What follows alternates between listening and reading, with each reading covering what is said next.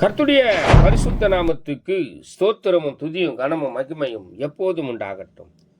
இந்த நல்ல 9ஆம் மாதம் 20ஆம் தேதியை காண செய்த தேவாதி தேவனுக்கு கொடான கோடி ஸ்தோத்திரம்.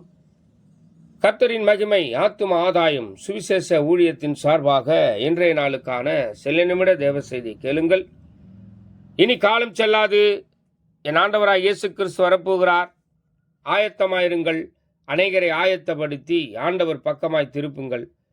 பக்கத்துணையாய் கர்த்தர் எப்போது உங்களுடனே கூடவே இருப்பார்.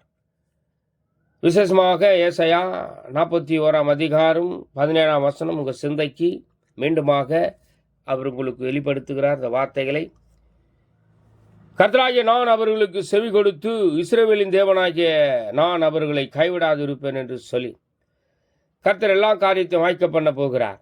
அவர் உங்களுடைய ஜபங்களுக்கு செவி கொடுத்து நீங்கள் வேண்டிக் கொள்வதை உங்களுக்கு கொடுத்து உங்களுக்கு மனமகிழ்ச்சியை உண்டு பண்ணுகிற கர்த்தர் சஞ்சலமும் தவிப்பும் நீக்கி போட்டு சந்தோஷம் மகிழ்ச்சியும் அடைவீர்கள் என்பதில் சந்தேகமில்லை.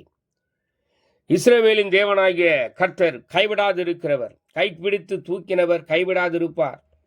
விழுந்து போன நேரத்தில் தூக்கிவிட்ட கர்த்தர் எப்போது உங்களுடனே கூட இருப்பார். எதை குறித்தும் கலங்காதிருங்கள். இந்த நாள் முழுவதும் கர்த்தருடைய மகிமை, கர்த்தருடைய ஆளுகை, கர்த்தருடைய ஆசீர்வாதம், கர்த்தருடைய வல்லமை உங்களுக்குள்ளே செயல்படும்.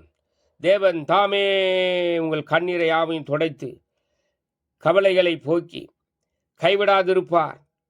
உங்களுக்கு செவி கொடுப்பார். நீங்கள் வேண்டிக் கொள்வது எதுவோ அதை கர்த்தர் செய்வார். நிச்சயமாக முடிவுண்டு உங்கள் நம்பிக்கை வீண் போகாது.